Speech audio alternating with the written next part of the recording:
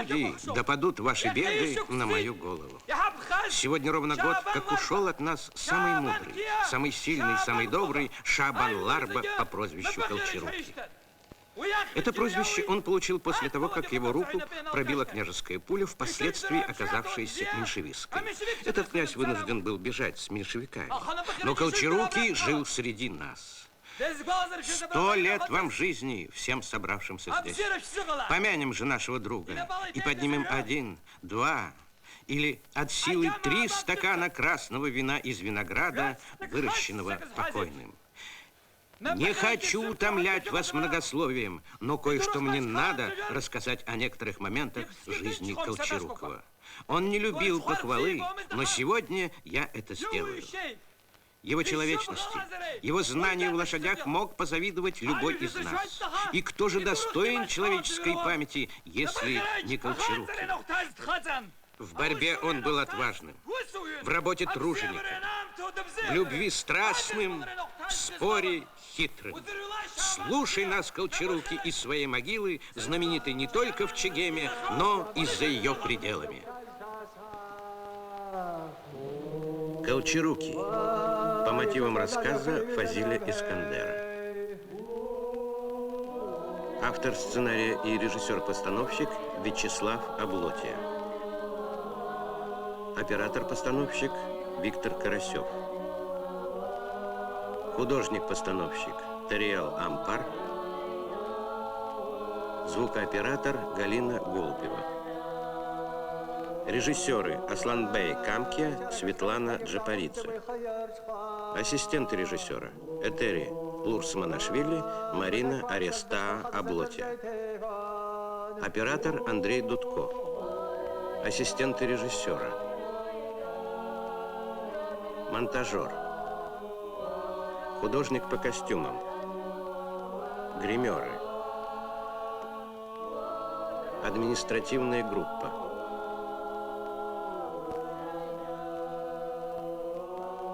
Редактор Даур Зантари. Директор фильма Руслан Кация. В ролях Шабан Колчаруки, Хута Джапуа, Мустафа Сергей Саканя, председатель сельсовета Сергей Сангуля, председатель колхоза Юрий Попков. Жена Шабана Марица Пачаля, Тали Марина Арестава Облотья, Гугуца Изольда Рухадзе, гадалка Софа Агума. Мсурат Карошбей Бжноу, Мексут Аркадий Мужба, Сандро Мирот Губеча, Джуби Джубей Гунба. Сотрудники НКВД Игорь Хварцкий, Александр Попов, Дуся Майя Джикерба. В эпизодах.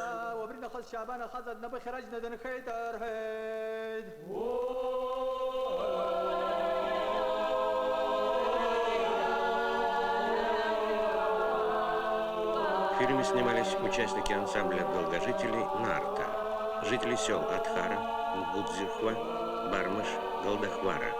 Выражаем глубокую благодарность за оказанную помощь в производстве кинокартины киностудии «Ленфильм», а также Абхазскому республиканскому жилсоцбанку, Гудаутскому исполкому народных депутатов, туристской базе отдыха «Золотой берег», Чернореченскому форелевому хозяйству. И артиллерии противника атаковывала авиацию на его аэродромах. Страшно, старик. Грыжа, как в мирное время. Татьяна Михайловна, в следующий раз, я надеюсь, вашу красивую головку будет украшать медицинский колпак. Ясно, Сакин Римбетович. Порядок. Зашивайте. Ножницы.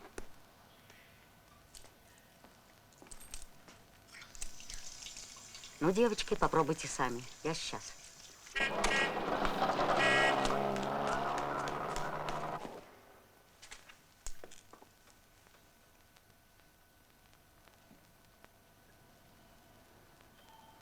На моем животе учитесь, девушки, да? Да мы не первый раз. Второй раз. Увозите.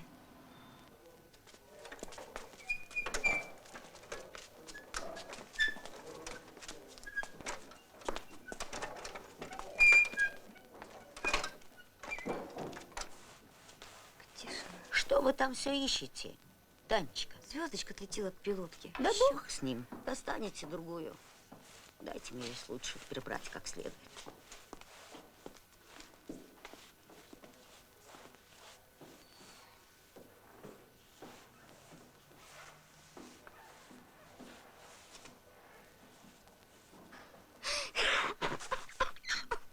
Да что с тобой, Танечка? Ой, мамочка, что будет? Что случилось? Моя звездочка в животе того старика.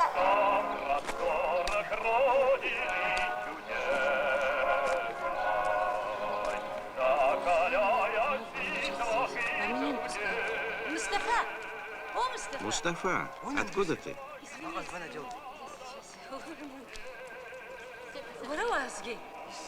Здесь мой односельчанин лечится, а ты кому? Мой деверь здесь лежит. Пришла навестить, вот наскребла продуктов. Сам знаешь, время такое. Дуся, как живете?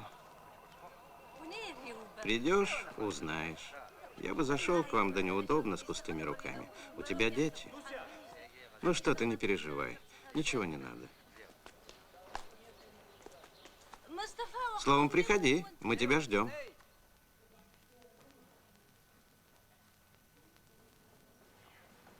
Марина, в хирургическую. Иду, иду.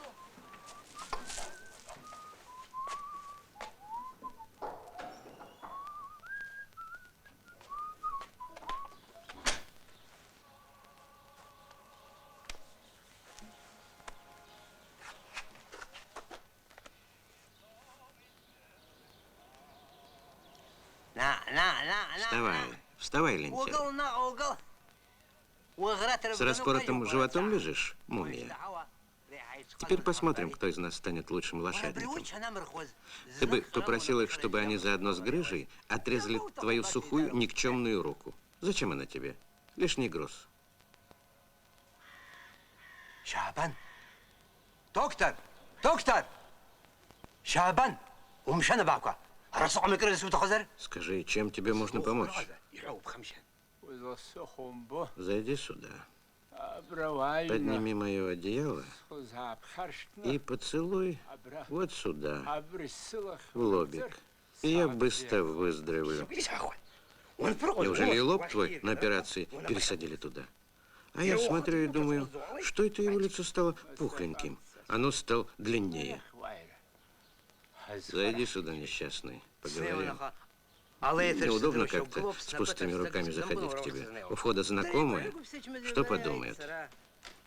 Миленький мой, хорошенький мой, ну как мы себя чувствуем? Отлично. Он здоров, как асфальт. Если вам вдруг будет плохо, я возле вас всю ночь дежурить буду. Вот вернется Мояшка, а ты видишь за него замуж. Выйду, миленький, выйду. Вам что-нибудь нужно? Дочка, пойди, открой вон ту тумбочку, там сумка лежит. Отдай этому козлу.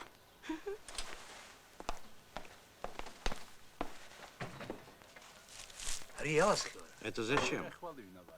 Это чтобы у входа все видели, что Мустафа пришел проведать друга не с пустыми руками. Откуда это у тебя? Я же не беспризорник, как ты.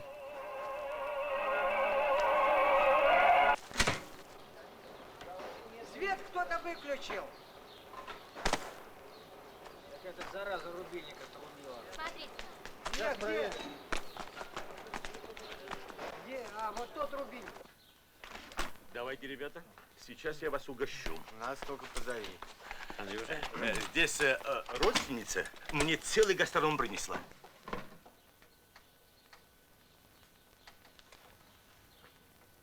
İzben?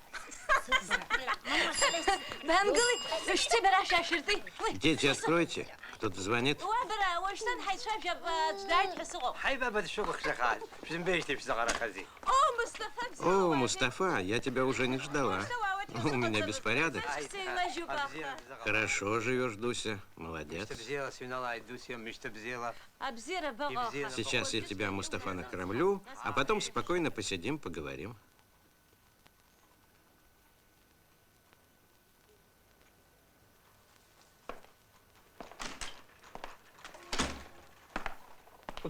Сиди, сиди.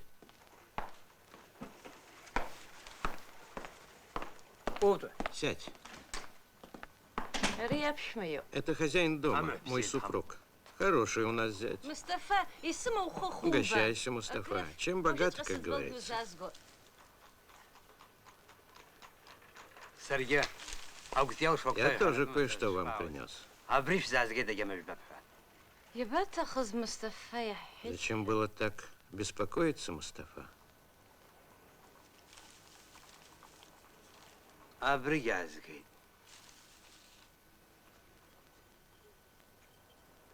مصطفى كسوزر. Послушай, Мустафа, в какой палате лежит твой друг? Ай, бедри. Во второй. مصطفى وخمسة. Ни на что не обращай внимания, ешь, Мустафа. Угощайся. Хорошо. Спасибо, я сыт. Ох, шабан. Ну, сволочь колчарукий. Ты седет. Послушай, Дуся, А мне ваш телефон может звонить куда захочешь, يا خاوتخو. куда захочешь. Тунг для нашего государства имеет огромное оборонное значение. Из него, как вы знаете, изготавливают красители и масла для авиации.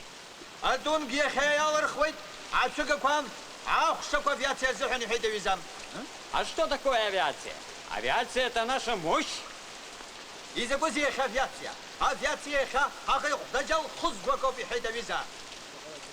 каждый выращенный вами плод – это бомба прямо на голову врага. А теперь, товарищи, прошу подняться сюда, передовиков Стаханова.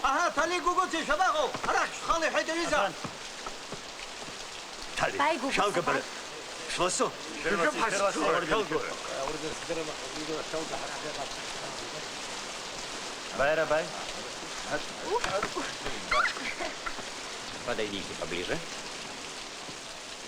Мы вас обязуем, как победителей стакановок, вызвать друг друга на соцсоревнования. Принимайте вымпела.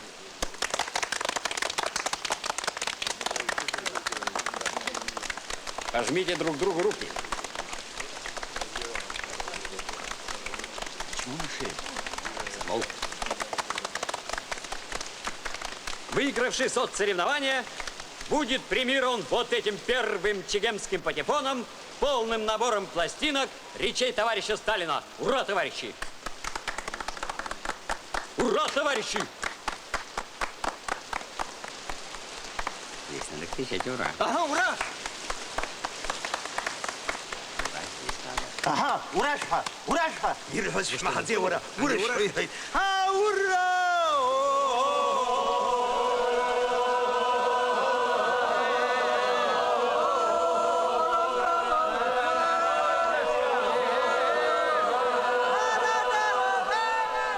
Не понял, кто это они? Ура, это застольный клич к выпивке. Старик и дал этот клич, они затянули. Шангут, Садра! Шангут, Сай! Алло, Шангалюра!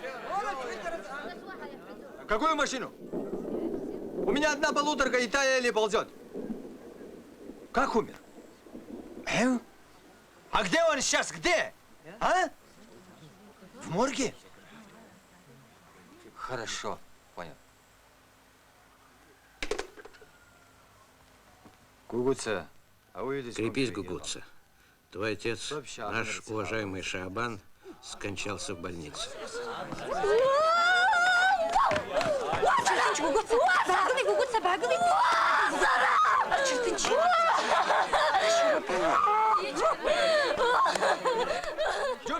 Джуби, надо поехать и привезти покойного. А вдруг в дороге мотор заглохнет, да еще с покойником на борту? Товарищи, вы знаете, сейчас такое тяжелое время. А тут еще похороны, 40 дней, поминки. Мы должны будем весь год заниматься только покойником. Я предлагаю все 3 обряда провести в один день, хотя это идет вразрез с нашими обычаями, но, думаю, вы меня поймете. А мы поможем приношениями и достойно проводим в последний путь нашего Колчарукова. Зачем приношение? Пусть семья покойного сама устраивает эти поминки. Обычай? Непременно. Поминки у нас устраиваются так широко, что если это делать за счет семьи покойного, то им ничего не остается, кроме того, как лечь с ним в могилу.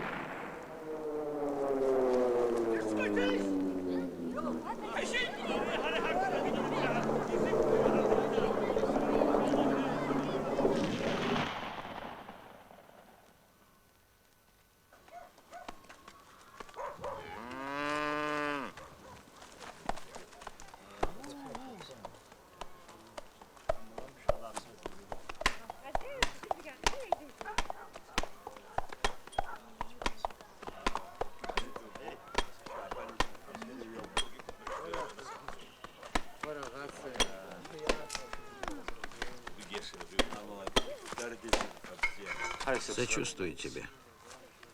Бедный Шабан. Почему он умер, а не я? Крепись, женщина. Вот прими тёлку для души покойного. По обычаю покойному мужчине полагается закалывать бычка, но... Спасибо тебе, дорогой. Живи на свете до прихода в этот мир бедного хозяина.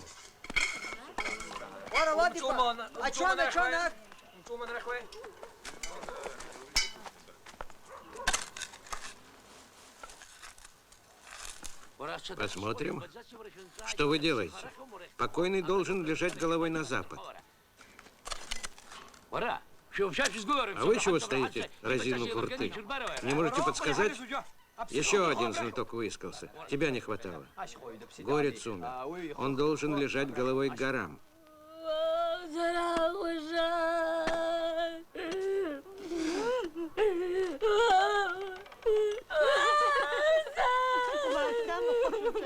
Не надо было рубить ветку этой яблони. Ее сажал в молодости несчастный хозяин. К сожалению, не опалив деревянного шампура, не поджаришь шашлык. Тяни веревку. Могилу надо рыть параллельно Черному морю. Конечно, сейчас поедем к морю, а оттуда шагами начнем отсчитывать расстояние, проверяя параллельность могилы. Сам занимайся этой глупостью. Все это хорошо, но какой длины копать могилу будет? А это мы сейчас посмотрим.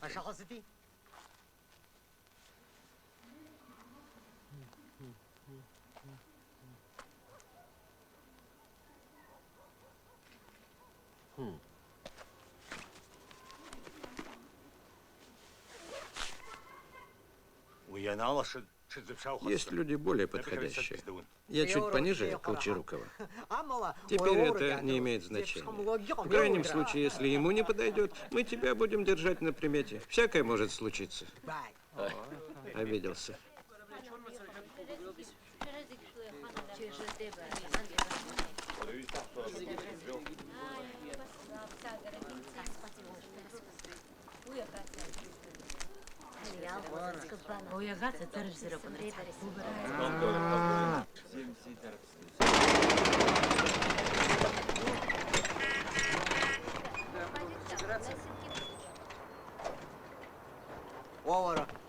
Интересно, кто звонил в сельсовет, что Колчарукий умер и всполошил все село?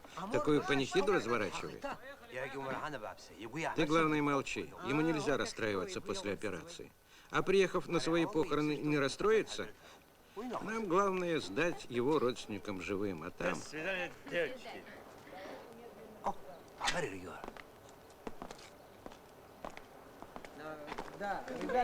До свидания, дедушка. До свидания. Выглядишь как огурчик, а с тобой вообще говорить не хочу. От тебя борщом несет.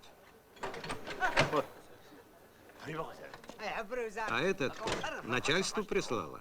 Колхоз помнит своих героев.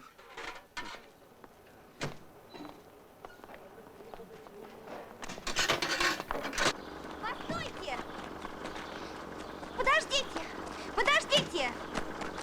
Миленький! Хорошенький! Что случилось? Ничего не случилось, я просто не успела с вами попрощаться.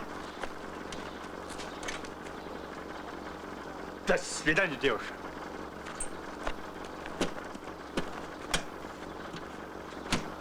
У меня к вам большая просьба. Если вдруг что-то забеспокоит внизу, ну, чуть пониже, в области живота, сразу к нам. Непременно. До свидания.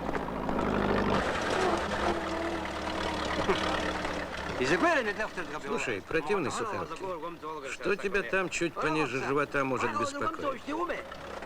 Это ему сестра особый укол делала. Чем много говорить, веди свою рыбу так, чтобы не застряли. А то я тебе такой укол покажу.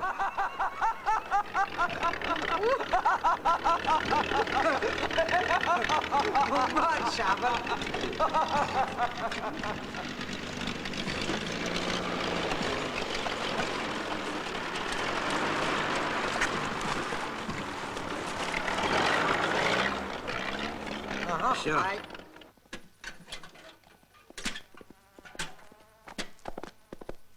Горит и синим пламенем. Что случилось? Приехали.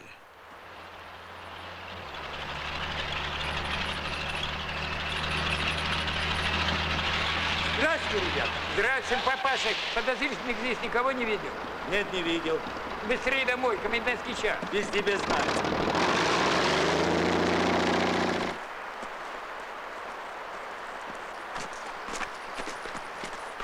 Здравствуйте, ребята.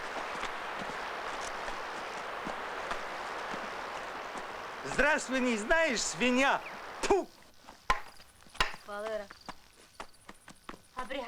Зачем все это нужно? А это указатели. Они нужны для того, чтобы плакальщики из соседних сел не сбились с пути и шли прямо в село, во двор покойного.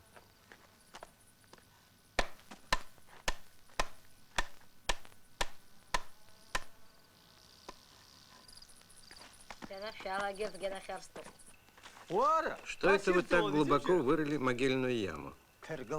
Стоя его будем хоронить. Ну, улезай.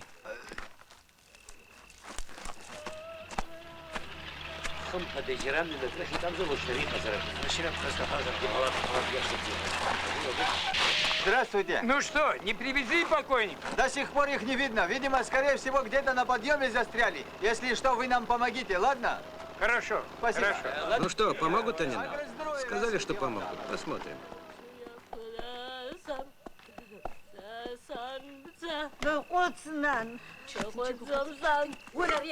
Где же покойник? Обещали найти полуторку. Кого это они ночью ищут? Тебя не касается.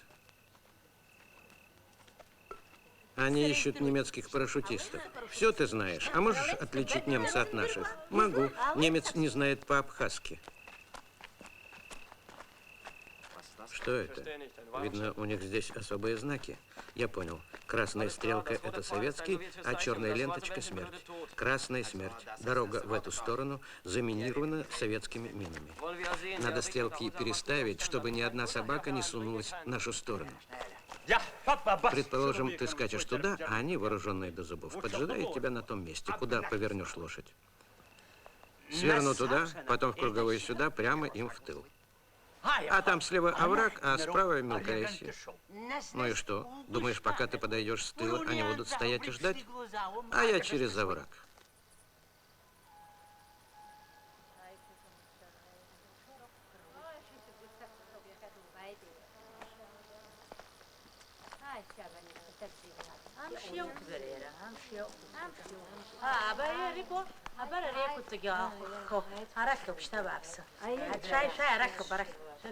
Куда вы пошли? Шабан живет на этой стороне.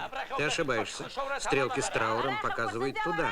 Не туда прете, не туда. Если память мне не изменяет, надо идти по этой дороге. Ты один прав, а мы все неправы. Если вы все настаиваете, хорошо, пойдем так. Сюда идут русские.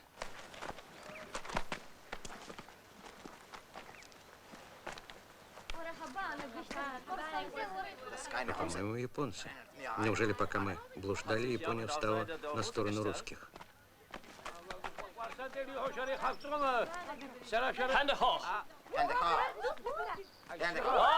Sieh mal an! So viel Fraß! Alles aufsammeln! Und was ist das? Na, nimm das auch.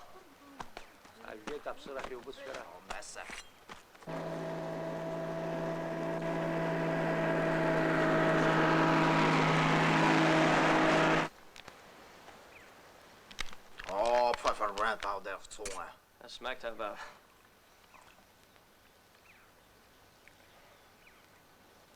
Чтоб ты подавился. мадам.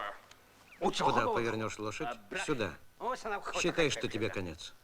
Послушайте, в молодости вы свои споры разрешали на скачках, а в старости доходите до кулачного боя. Предположим, ты стоишь на краю вон той пропасти. Слева нет пути, а справа сидят в засаде. Куда повернешь свою клячу? Вон туда. Шиш.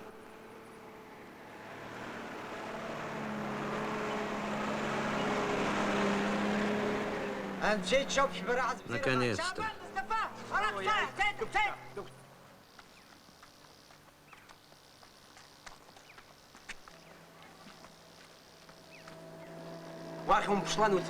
Поторопись. Ты туда не смотри. Иди быстрее. Кто это такие? А зачем тебе? Слава богу, что не подрались. Что это такое? Кто они? Зачем тебе, Шабан? Кто такие? Что такое? Заметят они тебя.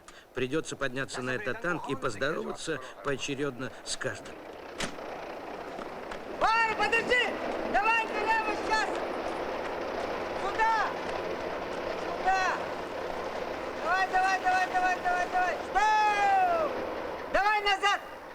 Назад, давай, назад! Давай! Стоп, эй! Варя, иди сюда, зацепить не могу! Что, заглох? Все, приедем благополучно, пересяду на арбу.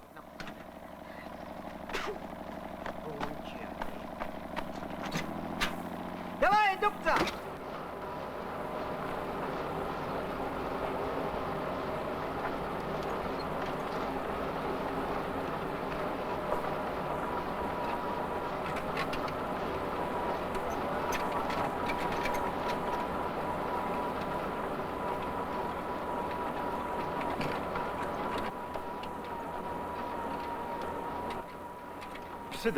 Кто умер? Стрелки указывают в сторону ущелья. Там ведь никто не живет. А меня давно здесь не было. Может, уже и живет. Слушай, посмотри туда. Как похож тот мужчина на покойного Шаабана. Оставь, женщину. Тебя так напугали немецкие автоматы, что стали мерещиться покойники.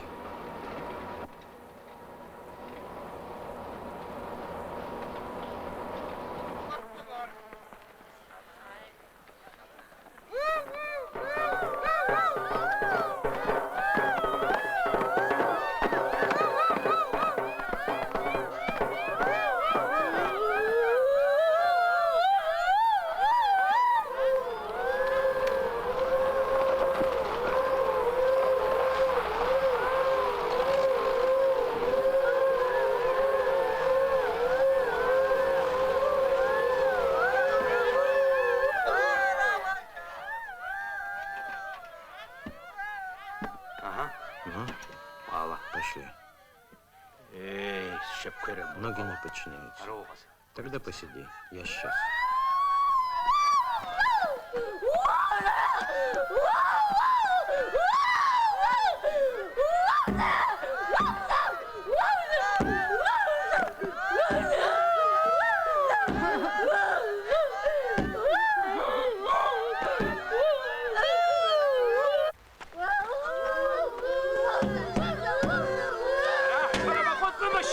Перестань реветь и иди к машине.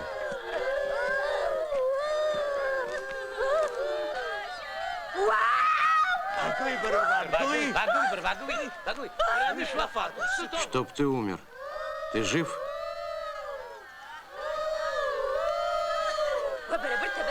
Почему они идут в обратную сторону?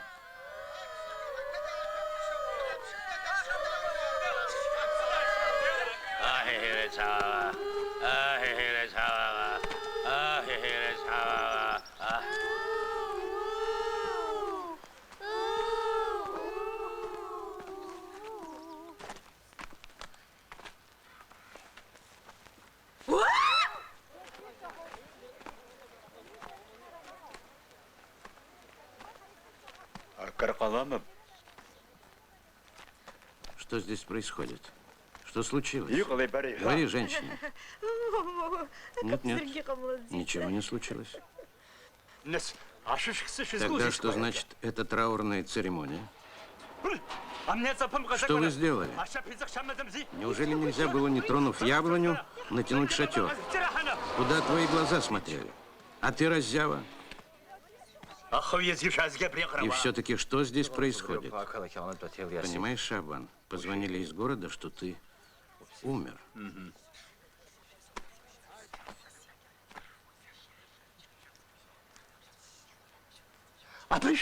А вы, кумушки, чего пожаловали? А мы ничего. Мы пришли тебя оплакивать. Ну так начинайте. Хочу оценить ваши ко мне чувства. Отойдите от него. Я плохо себя чувствую. Приготовьте мне постель на веранде. Шабан, как хороший родственник, вот эту тёлку пригнал тебе Мсурат. Какая радость видеть тебя в здравии. Эй, Мсурат! Радоваться рано. Я себя плохо чувствую. А выписали меня, чтобы я в больнице не помер. Потому что врачей тоже штрафуют, как и колхозников, за брак в работе. Спасибо, Мсурат. Не забуду твою заботу. Будь здоров.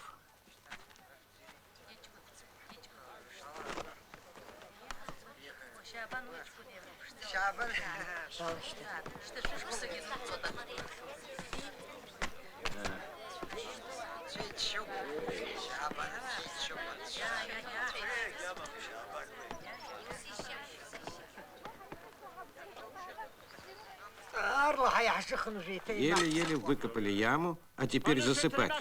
Могильную яму не засыпать. Пусть будет наготове. Хорошо, что все хорошо кончается. Теперь каждый на свою работу.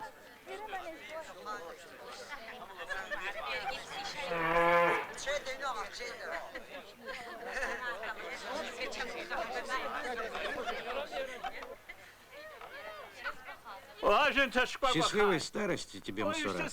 Твою доброту я не забуду. Теперь мне недолго ждать, скоро умру, так что твоя тёлка вряд ли успеет похудеть, даже если ее не выпускать со двора. Теперь я могу спокойно умереть, имея такого родственника, как ты.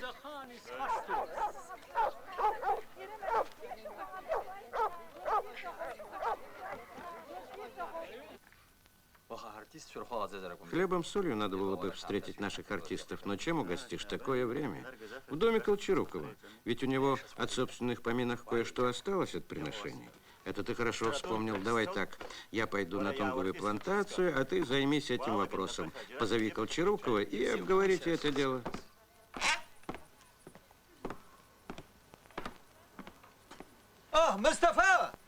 Добрый день, Мустафа. Как раз ты мне нужен. Привет начальству. Мустафа, спустись к Шабану и скажи, что пришел в сельсовет. А что случилось? Да ничего, дело есть. Слушай, я же тебя просил сходить и привести его, а кричать и я умею. Чего психуешь? Сейчас придет. В сельсовет, в сельсовет.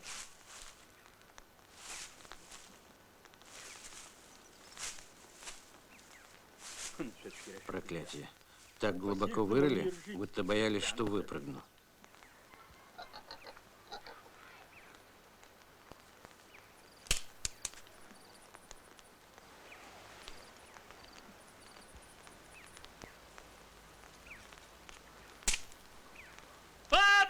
Эй, женщина! Что-то там хрюкает в огороде, чтоб твои уши полопались. Свиньи, свиньи! Чтоб я их с тобой в твою могилу уложила. Когда у нас были свиньи?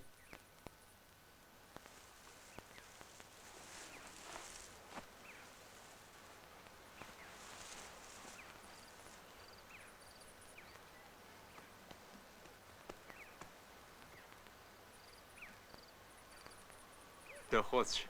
А, это ты, глупая Хрюкова?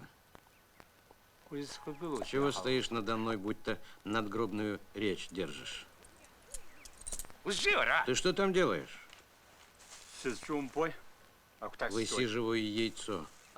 Все шутишь? Время идет, а ты умирать не собираешься. А чем дольше умираешь, тем пышнее расцветает твоя тёлка, и грустнее становится ее бывший хозяин. Ты как немецкий автомат. Что случилось? Говори толком. Мусурат намекнул, что, слава богу, говорит, он остался жив, но тёлку следовало прислать назад, потому что я, говорит, не дарил ему, а пригнал на похороны, как хороший родственник. Принес яйцо, а хочет взять курицу.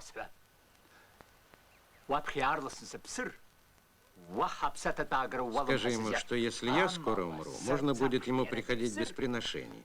А если он умрет, я приду в его дом как хороший родственник и пригоню тёлку от его тёлки.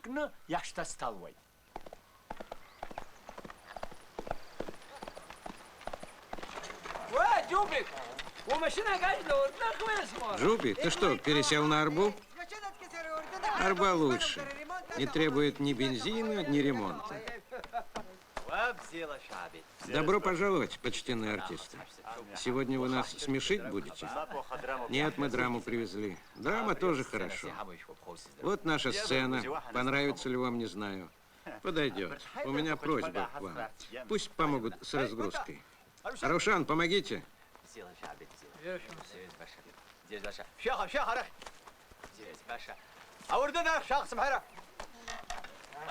Группа немецкой разведки прорвалась на нашем участке и спряталась в лесу. Скот и птицу нельзя оставить без присмотра. Я скачу в истребительный батальон, чтобы сообщить о местонахождении немцев. Командир народного ополчения, иди, говорит, срочно, говорит, сообщи, говорит, что... Совсем оскотинились.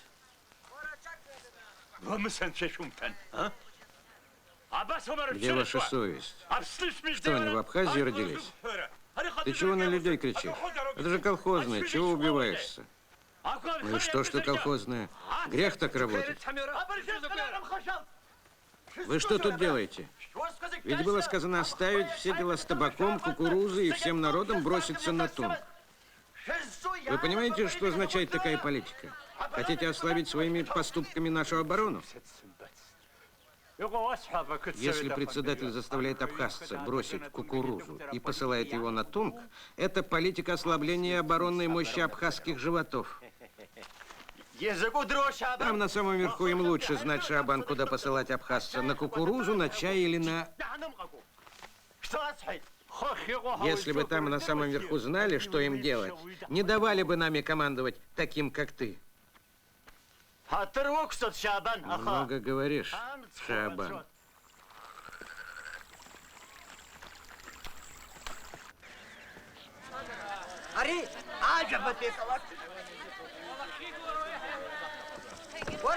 Я прошу не больше 10 корзин, а то машина развалится. Тебя, говорят, переводят в сельсовет? Зазнаешься? Сегодня пойдешь смотреть выступление артистов? Не знаю, если родители отпустят. Наденешь новое платье, что у корзиночниц купила? Нет, в магазине ЧЖД. Гогуца, идите с Тали домой и помогите матери. Вечером будут гости, артисты.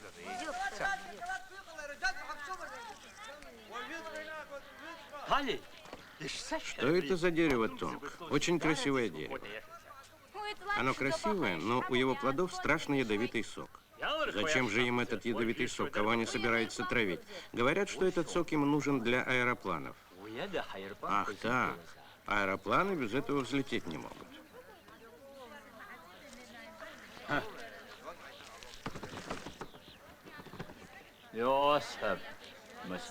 Попомни мое слово, Мустафа. Будет много железа и мало мяса.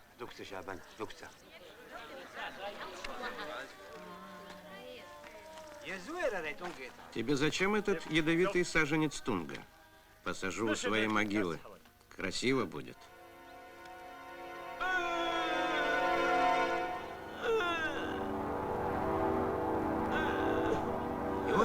Что с тобой? Что-то кольнуло. Ты что? Боль как рукой сняло. Пошли.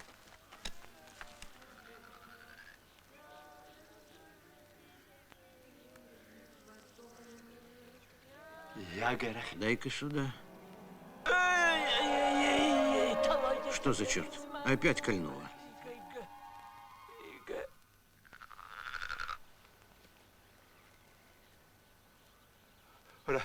Опять прошло. Ничего не пойму.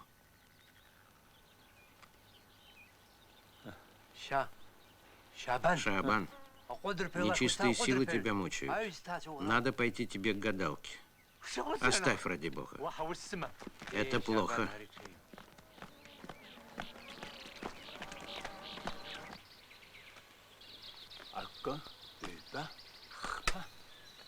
Вот здесь. Здесь предки лежат, а я буду там. Дай-ка я посажу. Нет, я сам.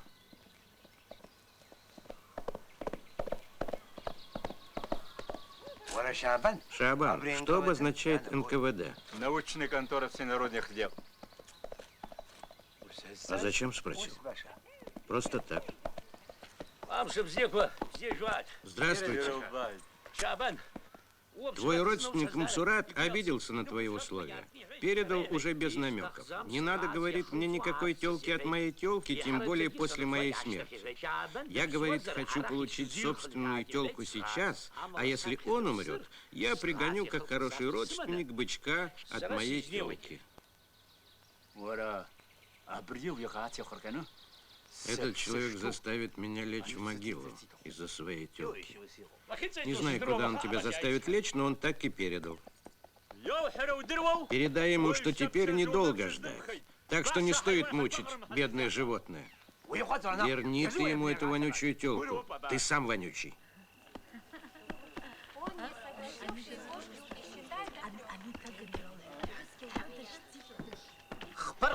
Считай до 3. Ты скажешь или нет?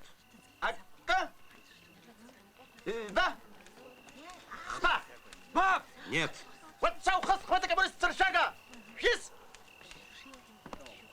Он говорит, что шкуру снимет с него. А коммунист говорит, что нет, не скажу.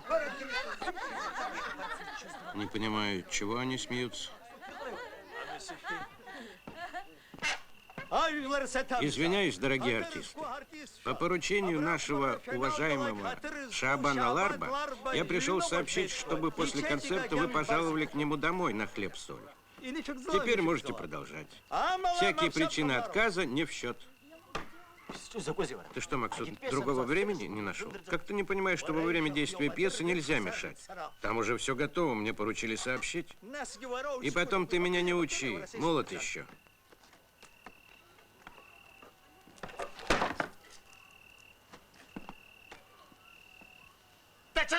Еще раз считай до 3. Ты скажешь или нет? Приказал бить коммуниста, а коммуниста бьют, он молчит.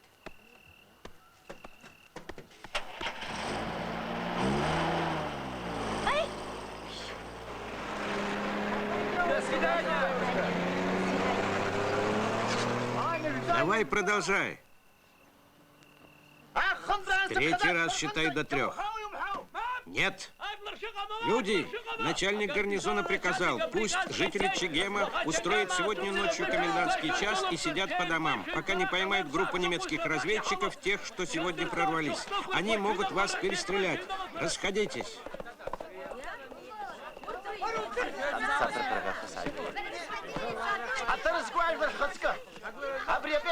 Уважаемая публика, пьеса кончается тем, что пленный не выдает своих, и его расстреливают.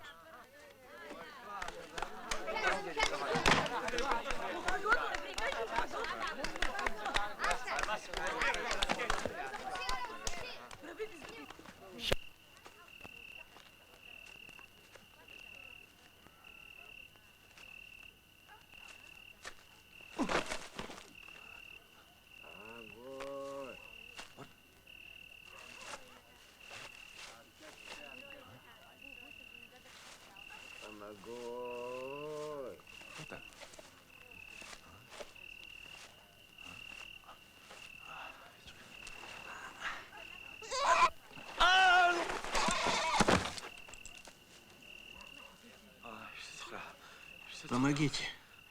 Помогите.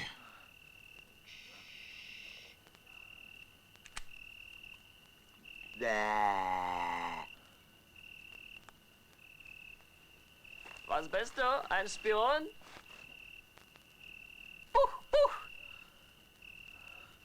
Хай! Гитлер! Капут!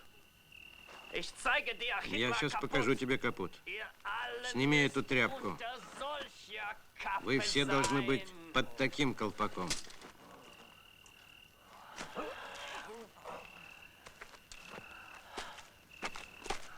Давай, бля!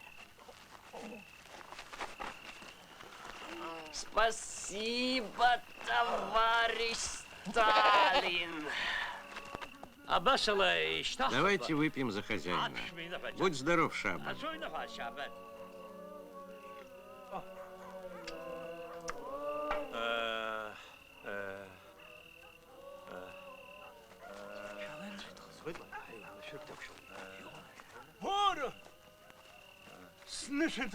Моя могила поймала немца. Немец тоже был, но он ушел с твоей козой.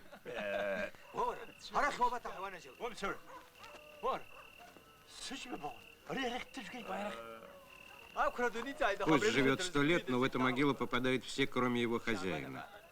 Шабан, прошу, завтра же сделай ограду.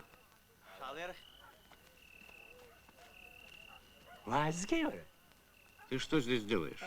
Шел к тебе в гости? Ты что, на меня обижаешься? Нет, что ты. Не обижайся. Из-за какой-то тёлки мы же не будем ссориться. Пойдем. Там. Пошли, пошли.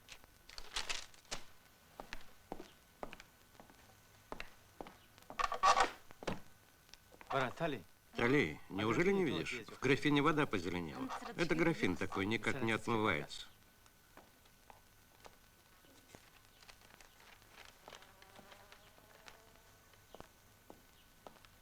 Тали, Кто привез почту? Джуби еще утром. А что? Ничего, ничего. Иди. Что это за бумага? Глупость какая-то. А ты прочти. Слушай. Докладной. Довожу до вашего сведения, что старик Шабан Ларба, который колчарукий, пересадил из колхозного сада тунговое дерево на свою могилу. Ну и что? Это мы все знаем.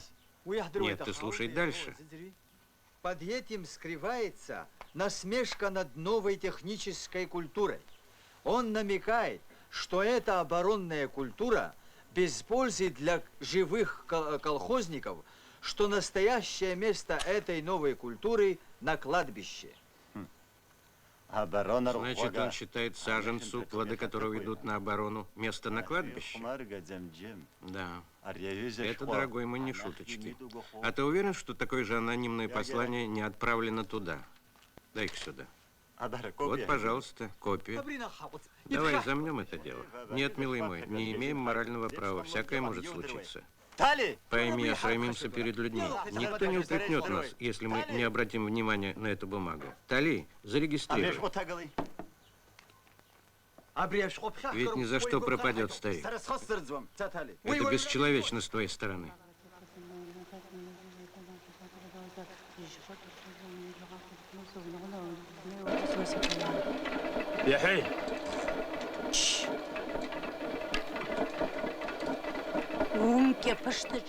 Чуть пониже живота. Вот что мучает тебя. Что-то с красными клешнями, золотистыми зубами. Отпав от девичьего лба, клешнями впился он в тебя. И втайне держит дева-та судьбу больного живота. И этот с красными клешнями, твоей плотью стал он вмиг.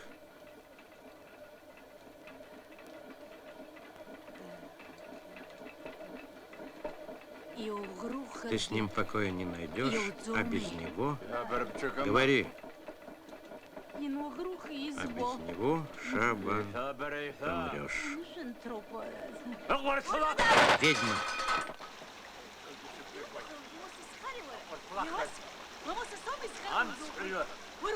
Зачем сердишься, Шабан? Ты ж сам просил. Колят в животе, колят в животе. Обманщица, ведьма поганая. Чтоб твой живот всю жизнь на понос работал.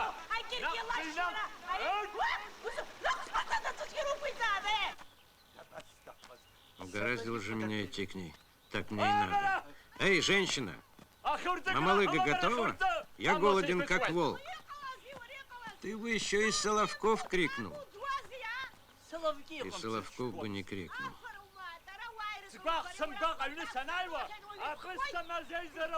Ну, что тебе сказала гадалка? Она сказала, что твой друг Мустафа очень скоро протянет ноги. Ты из плодов тунга сделай краску и выкраси его гроб в красный цвет, чтобы он, Мустафа, в этом гробу выглядел генералом. Так и сказала? Опять кольнула. О тунге больше ни слова. Сандро, что ты стоишь у плетня? Заходи. Нет, спасибо. Шабан дома? Его в сельсовет вызывают. Да, он здесь. Эй, ты что, к стулу прилип, что ли? Выйди на минутку. А, Сандро, заходи. Заходи, выпьем по стакану. А что случилось? Тебя в правление вызывают? Сказали, из города приехали и хотят тебя видеть. Говорили о каком-то письме, о каких-то тунговых саженцах. Хорошо. Сандро, зашел бы, перекусил. Живите богато.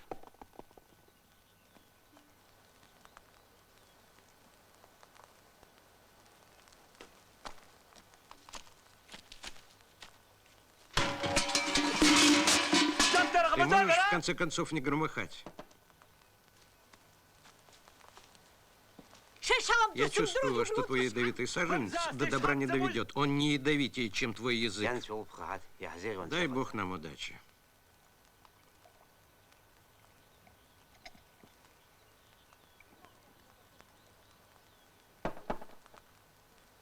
Ага. Ой, что тунг слетало.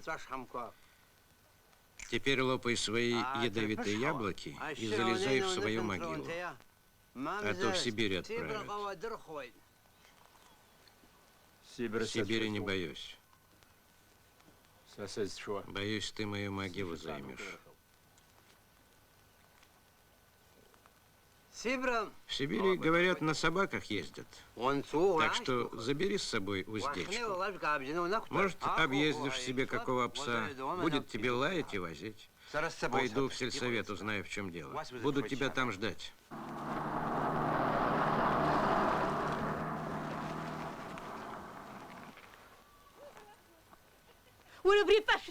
Взял бы эту белую повязку.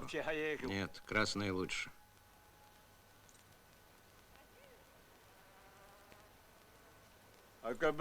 Не бойся, старуха. Колчарукий никогда не проигрывал.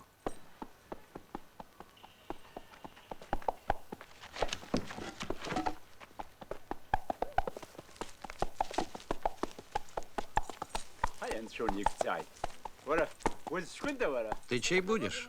Я внук Хабуга. Фазиль звать меня. А, ты сын Хамиды? Расти большой.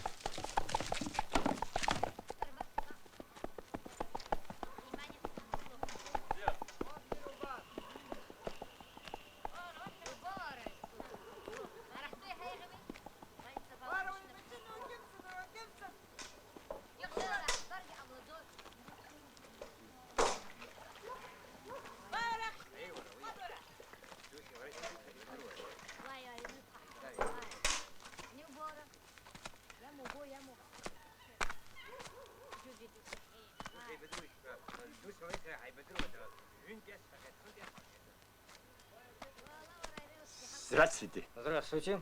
А вас ждут.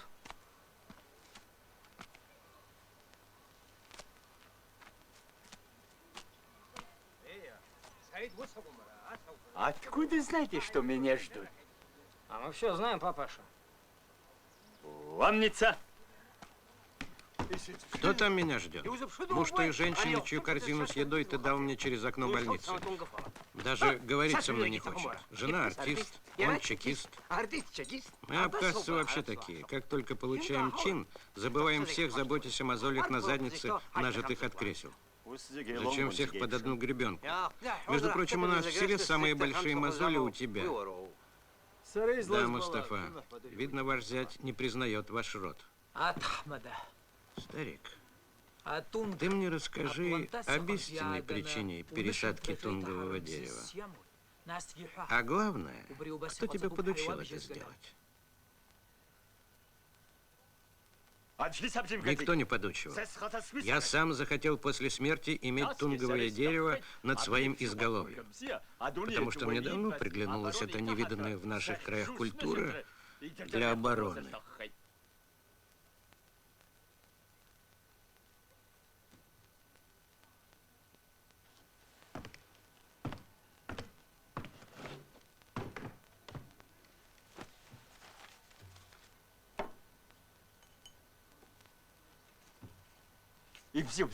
Ладно, я все скажу.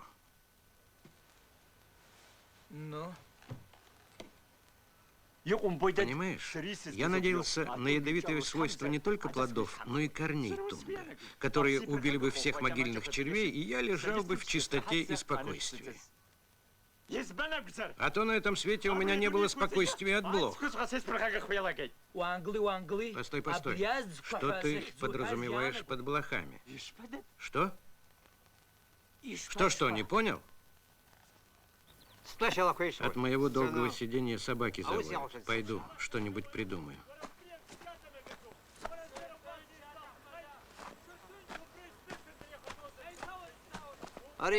Теперь она ему не понадобится.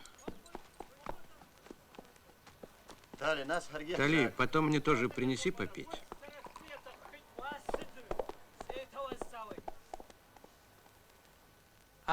Я спрашиваю, что ты подразумеваешь или кого под словом блоха?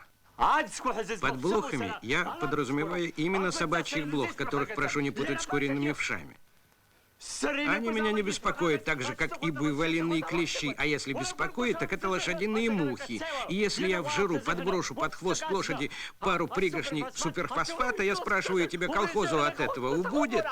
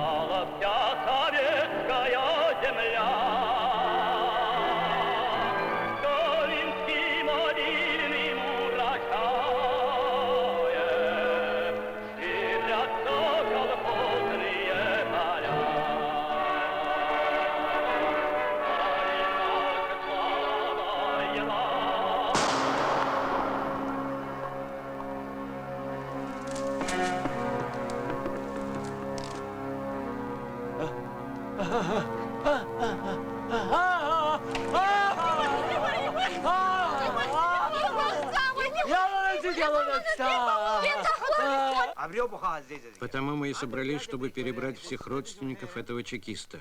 Кто бы мог дело сделать? Из какого он рода? Из рода Лакрба.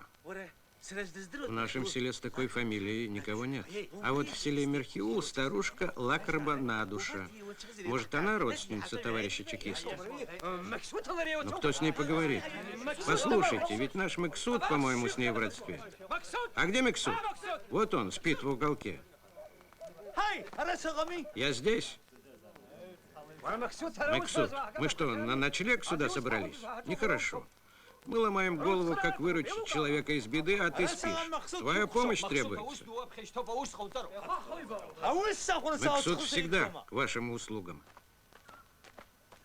Я что-то придумал. Если не поможет, тихонько, как есть, вместе со своей повязкой ложись в свою могилу, а тунговых яблок я тебе натрушу. Я-то готов принять на себя любые страдания, но она-то за что должна страдать, и без того пострадавшая от меньшевистской пули?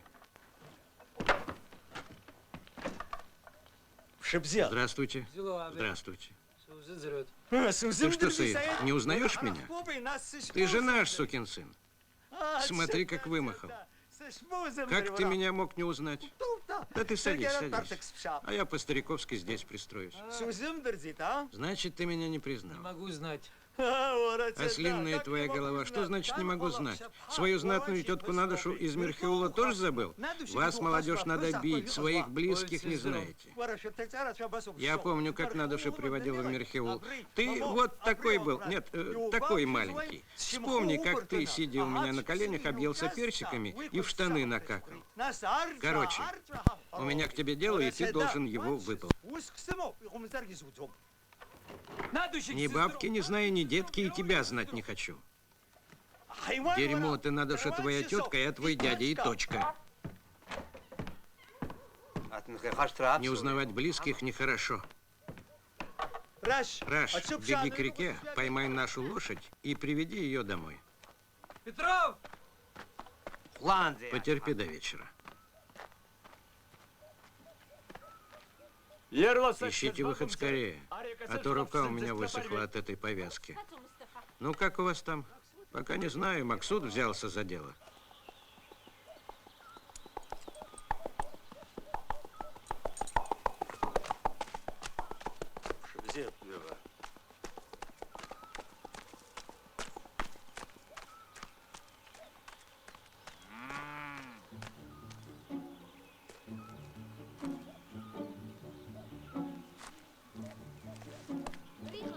Мать, ты можешь побыстрее? Иду.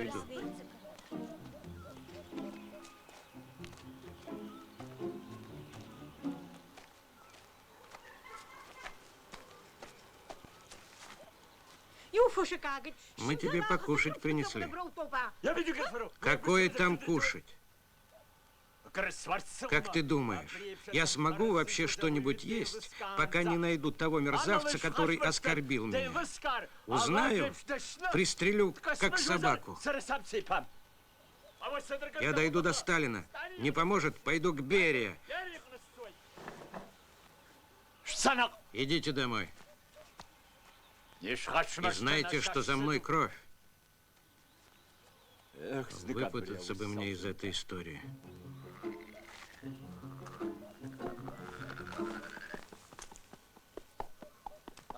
Открыть ворота.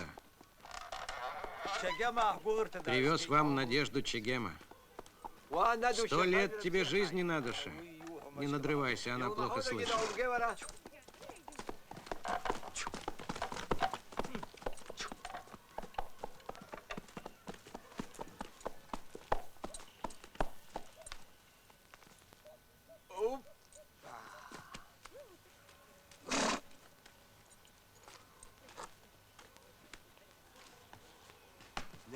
Осторожно, Надуша.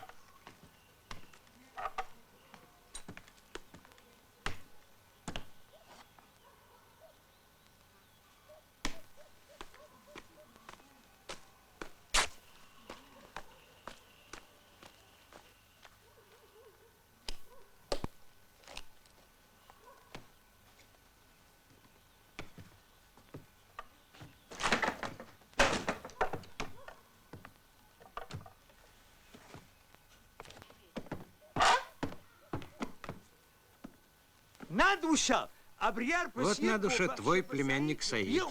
Смотри. Хороший мальчик.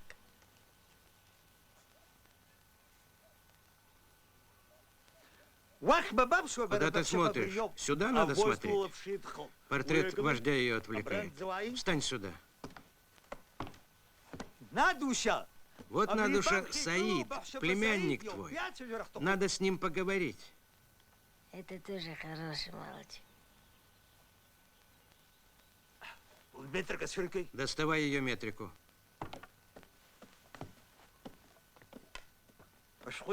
Подай ему. И теперь будешь отрицать, что бабка Надуша, потомственная княгиня, твоя тетка. При твоей работе, я думаю, лучше молчать о твоем родстве с княгиней. И теперь будешь, дурак, отрицать все? Нет. Портфель с собой возьмешь или поставишь в несгораемый ящик? С собой возьму. Но сначала надо составить по этому делу объяснительную записку. Напишем дома. Тали, иди сюда. Беги домой. Пусть накрывает столы. Быстро. Бегу.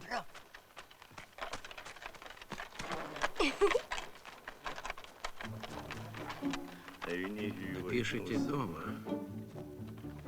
Шабан, благодари товарища за его доброе сердце. Не его надо благодарить, а старуху надо благодарить. А где наша старуха? Вы забыли ее в кабинете.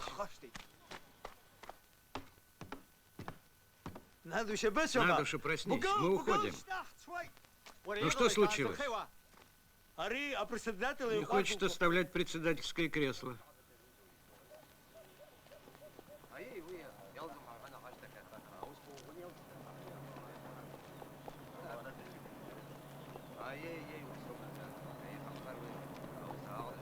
Старик Шабан Ларба по прозвищу Колчаруки, который он получил еще до революции вместе с княжеской пулей, впоследствии оказавшейся меньшевистской, с первых же дней советской власти работает активно, несмотря на частично высохшую руку, а хацкуэртакна левая. Он имеет сына, который сражается на фронте. Правление колхоза вместе с председателем сельсовета заверяют, что тунговое дерево он пересадил на свою фиктивную могилу по ошибке, как дореволюционный малограмотный старик, за что будет оштрафован согласно устава сельхозартели. Аква.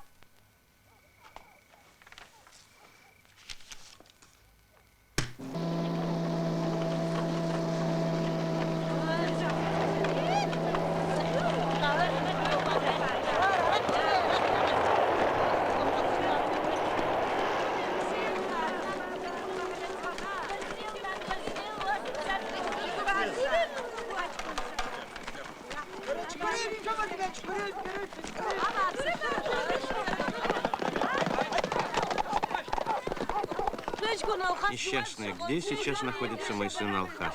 Какой ужас, я раненых никогда не видела. Знаете, женщина, надо Гитлера предать анафеме. Надо пойти к гадалке, пусть она скажет, что надо сделать, чтобы наше проклятие дошло до Гитлера. Будь ты проклят, Гитлер!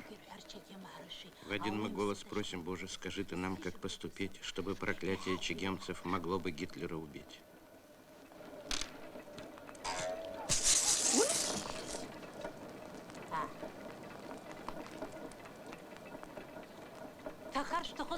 Хотите погубить злодея, будет гореть под ним земля, если достанете кусочек его нательного белья. Или портрет его найдите, сожгите в пламени огня, начнет он сразу задыхаться, как слово скажет он война. Ну, что она вам сказала? Надо найти портрет Гитлера. Где же мы его найдем? Давайте сходим в сельсовет. Может, посоветуют что?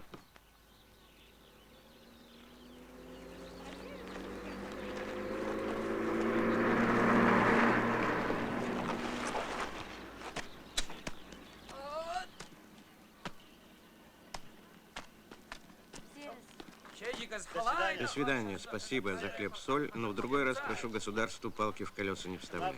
Не беспокойтесь, это все из-за тебя. Бывает? Женщина, что вас привело сюда?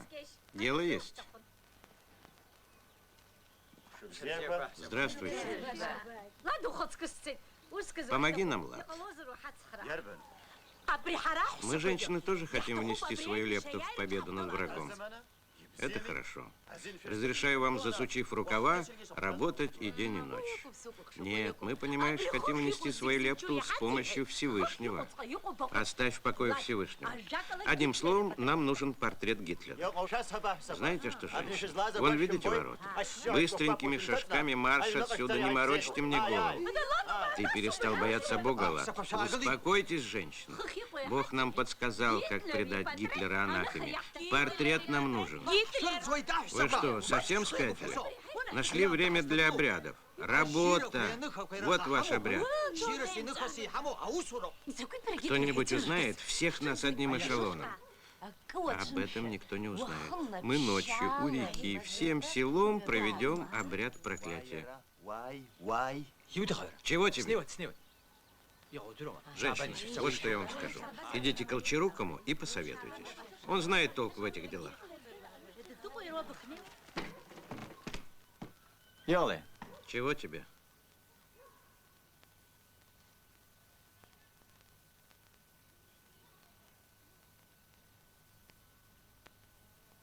Тали! Тали! Арабайра! Тали, быстрей сюда.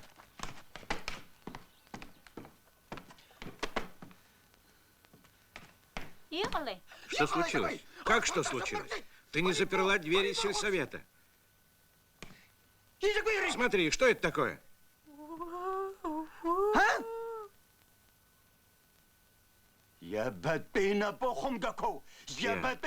Чья грязная рука поднялась на святая святых и похитила портреты вождей?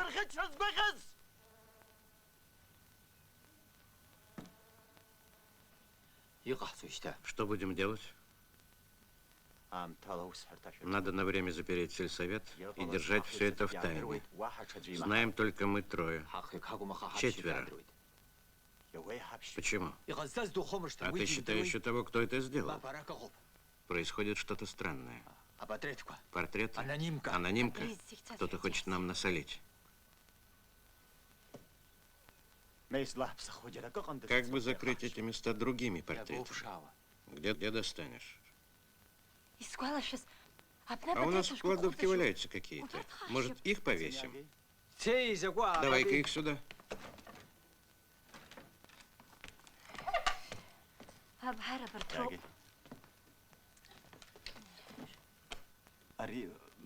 Это нет. Это вообще нельзя. Ты не знаешь, кто эти люди на портретах? А черт их разберет, все на одно лицо. А вдруг они троцкисты?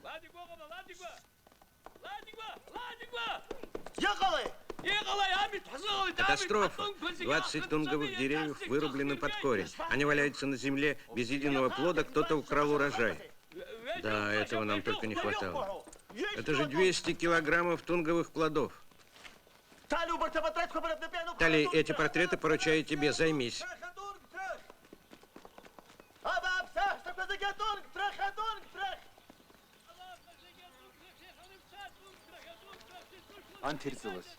Что это с ними?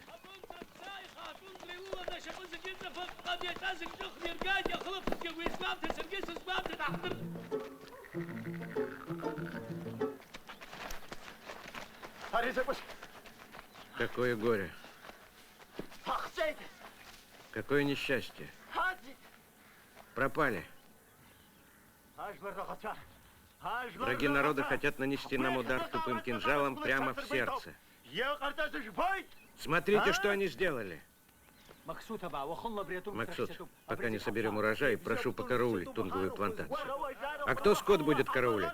Плевать на скот, не видишь? Враги нашу оборону хотят ослабить. Женщины, оставьте эту проклятую плантацию. Вон Шабан. Поговорим с ним о нашем деле. Бог в помощь. Дорогой Шабан, от имени села у нас большая к тебе просьба. Мы ко многим обращались, но все оказались трусами. Что вы раскудахтались? Пусть говорит одна. Подождите, я скажу. Шабан, ты у нас в горах на перевале бывал не раз до войны, знаешь каждую тропку. Сможешь ли ты пробраться за линию фронта в какую-нибудь немецкую контору и выкрасть оттуда портрет Гитлера? Хотим его проклясть.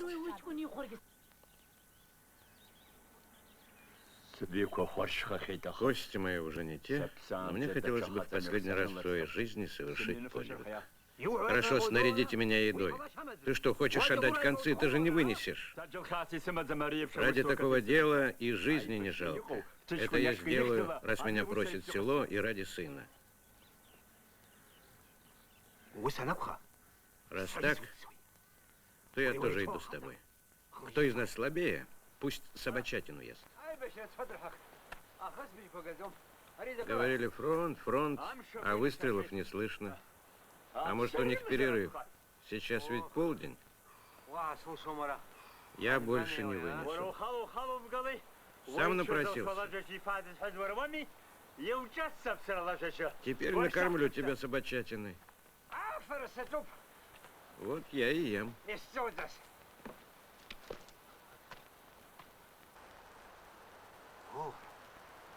Кого-то они арестовали. Не видишь? Папоротник охраняют. Видать, папоротник тоже имеет стратегическое значение, как и тунг. Здравствуйте, ребята. Здравствуйте, ребята. Здравствуйте, проходите. Проходите, проходите. Проходи, отец, проходи. Извини, сынок. Что они делают там? Поносят, папаш, поносят! Наелись вот этих яблок, Да. хоть они не ладные. Ну. Вот их всю дорогу их и... Ура, приехали к тунгу. Ура, я шашка. Это наш тунг, слушай, наш тунг, а? Хай ты молодец, Тунг. Папаша, уходите, командир идет, уходите. Рокки, Рокки! Ты смотри, все-таки там наверху кое-что кумекает. Здравствуйте. Тунг. Этот тунг мы выращиваем. Спасибо, товарищи. Благодаря этим плодам мы овладели высотой Чумкузба. Второй мешок мы переправили на Большой Кавказский хребет. Надеюсь, к утру мы их накроем, как цыплят. А здорово это у вас получается. А у нас у абхазов все здорово получается. А что вы здесь делаете на фронтовой полосе? Хотим портрет Гитлера. Портрет этой сволочи зачем? А у нас, понимаете, обычай, обряд, наказание для плохих людей. Ну, тогда пройдете этот лес, выйдете на Альпийские луга. Там штаб немецкий, разгромленный нами. Может, что-нибудь там и найдете. До свидания. Абзереза. До свидания.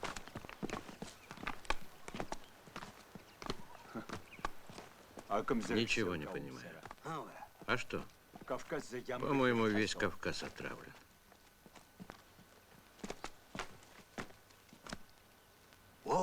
Смотри, смотри.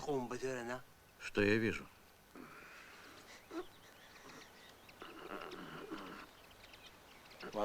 Уйдем отсюда.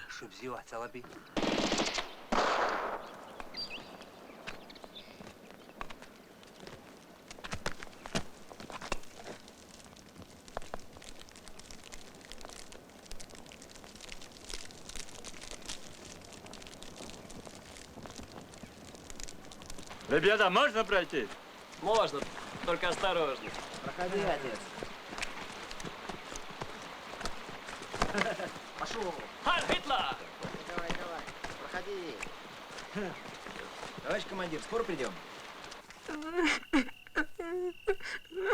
Вы подкупили присланного нами товарища, если можно его уже так называть.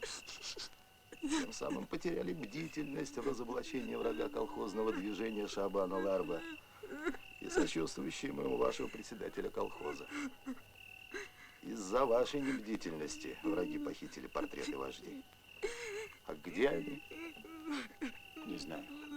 Где ваш председатель колхоза и Шабан Ларба? Ну? На речке. На обряде проклятия. Поехали.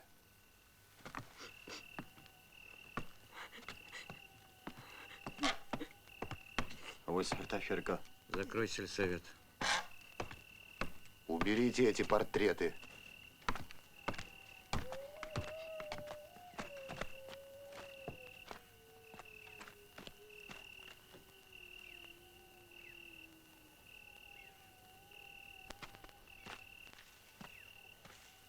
Угощайтесь, детки. Не бойтесь, конфеты не отравлены. Держи, малыш. Дома Колчарукова.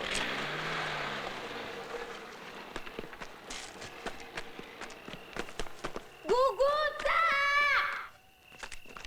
Гугуца! Гугуца! Гугуца! Бабаку, приехали! Бани, баби, а Гугуца, где твои родители? Там, где все сельчане. Сюда идет НКВД. А что им надо? Они ищут пропавшие портреты. Ой, мамочки, давай я поищу наверху, а ты внизу.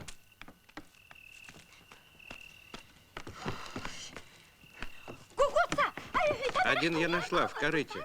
Откуда он здесь появился? Кто-то хочет вам сильно насолить. Как с ним быть, Полит? Давай закопаем. Ты что, это хуже? Лучше занести в Пасху. Пусть он там стоит или повесь. А я к реке.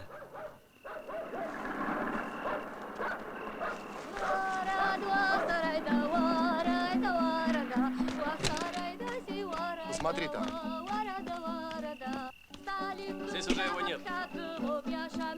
Пойду наверх посмотрю. Уйдать хамо жарта хамам хап, Сталин дубацапха, Сталин дудахапха,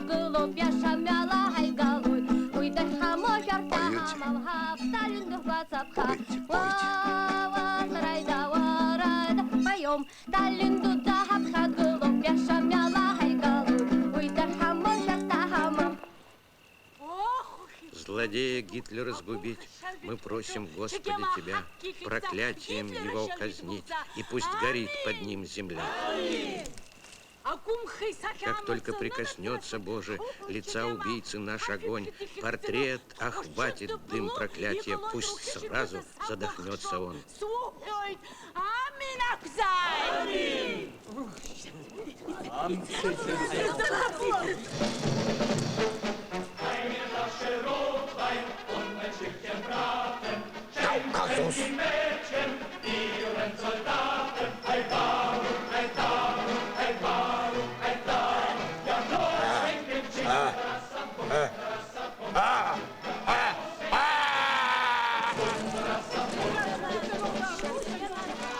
Будь ты проклят, сжечь его, сжечь.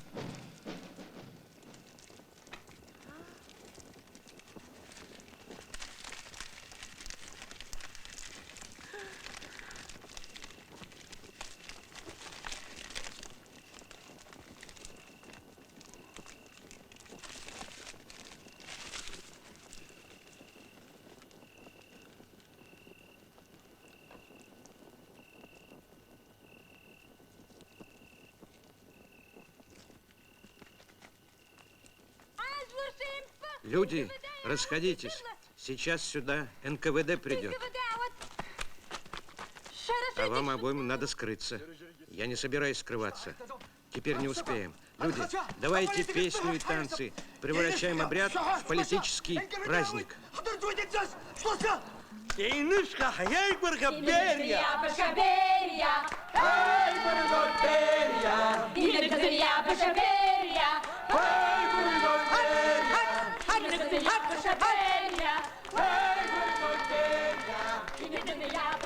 Вы уже здесь.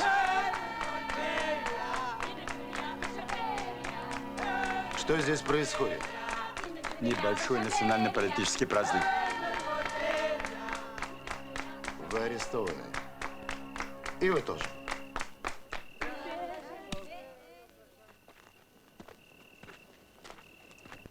Сдайте оружие. Забери у него.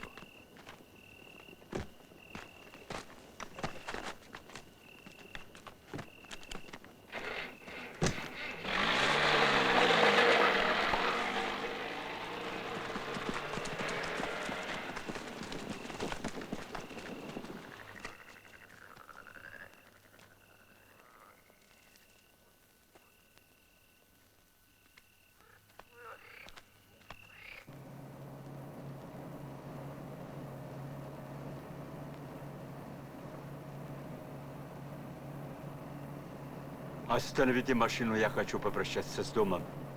Останови.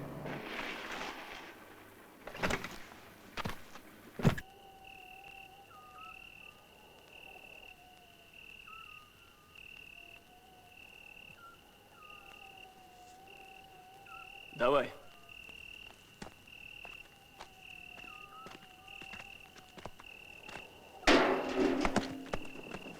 Стой!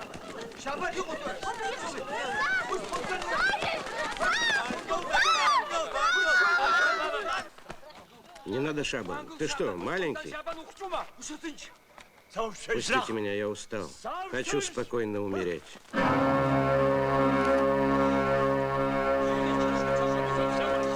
Я не хочу.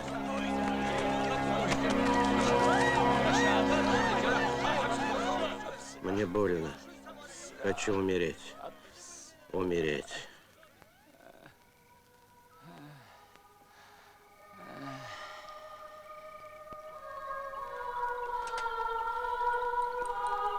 Извлекайте звездочку.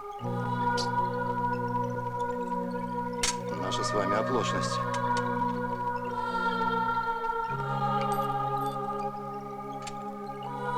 Жить ему осталось немного. 2-3 дня.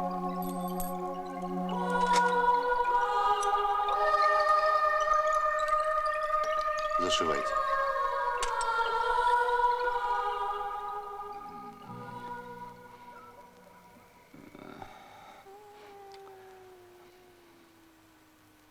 Мустафа. Где Мустафа? Я его не вижу.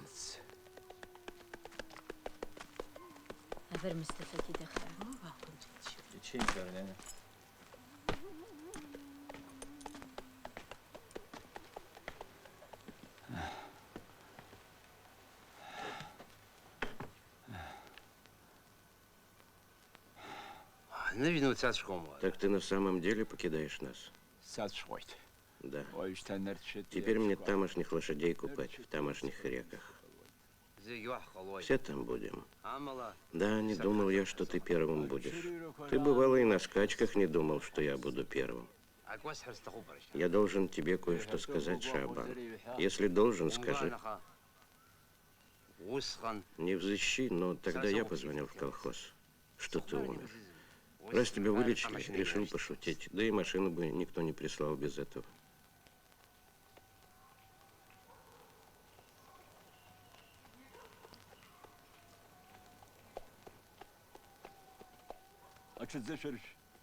Напоите лошадь. Мустафа, теперь я вижу, что ты лучший лошадник. Так получается. Но ты знаешь, что я любил лошадей и кое-что в них понимал. Кто этого не знает? Я прошу тебя, сделай одно. Я весь внимание. На днях я умру. Гроб мой будет стоять там, где стоят ведра. Я прошу тебя трижды перепрыгнуть через мой гроб.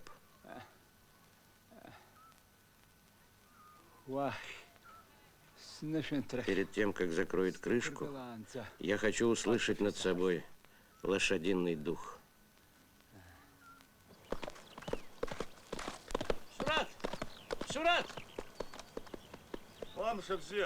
Добрый день. Добрый ли он? Мсурат, умер Шабан, похороны послезавтра. Не мешало бы его проткнуть хотя бы наконечником посоха, чтобы убедиться, окончательно он умер или опять морочит голову.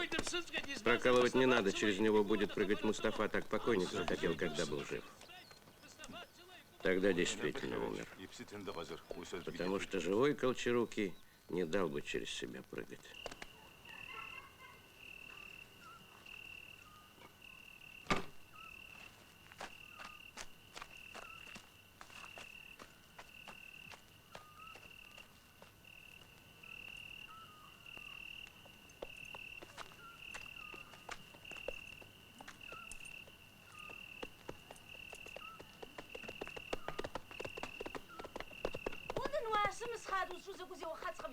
Чтоб ты сдох. Чем ты занимаешься ночью? Срамота. Ты что, спятил? Прекрати. Стыдно. Молчи, женщина. Стыдно будет, если я завтра не перепрыгну через гроб. Чтоб твою лошадь покрыли траурной попоной. Бедный Шабан. Идем на похороны с препятствиями. Говорят, Мустафа ночью на лошади через корыто прыгал, а он отрицал это. Он сказал, что лошадь свободно перемахнет через гроб, даже если покойный высунет из гроба свою знаменитую руку.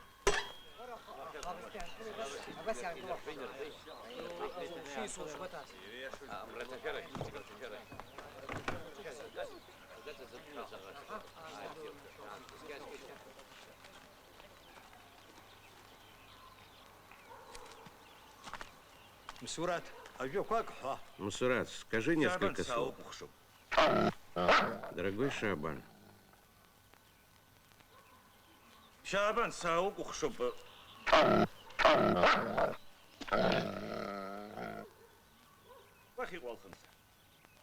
Пусть земля тебе будет пухом.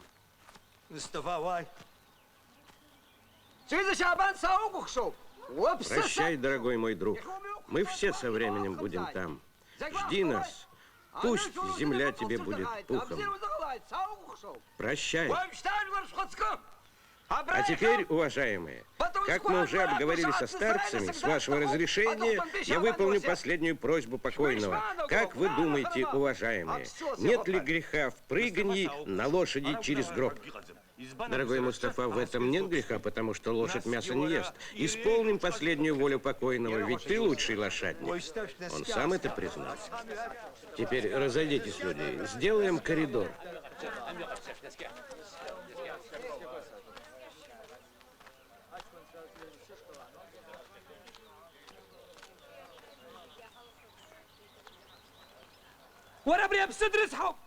Надо прикрыть покойника плащ-палаткой, чтобы земля из-под копыт не сыпалась на него. В этом тоже нет греха. Он и так будет лежать в земле.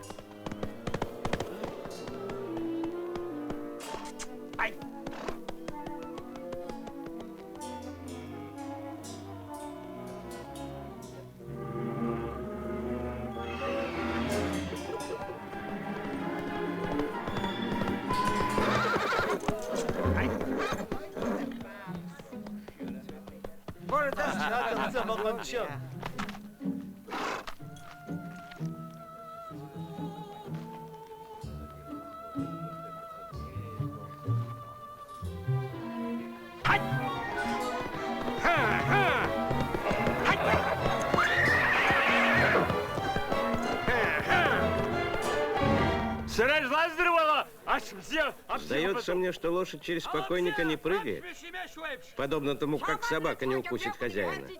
Слезай, Мустафа, через Колчарукова тебе не перепрыгнуть. Он доказал, что лучше тебя знает лошадей даже после смерти.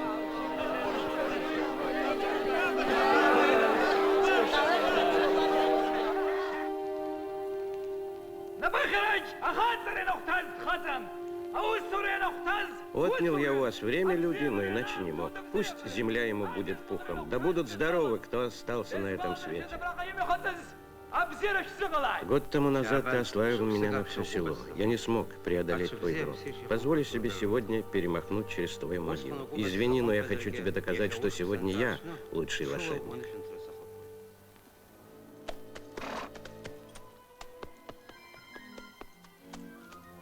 Позволь мне победить тебя.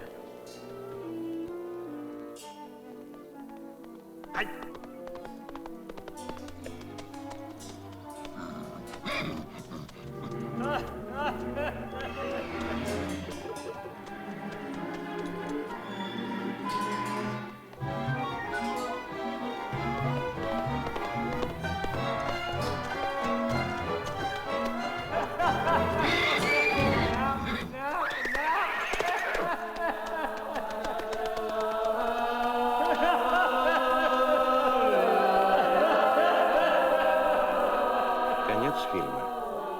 Текст читал Александр Демьяненко.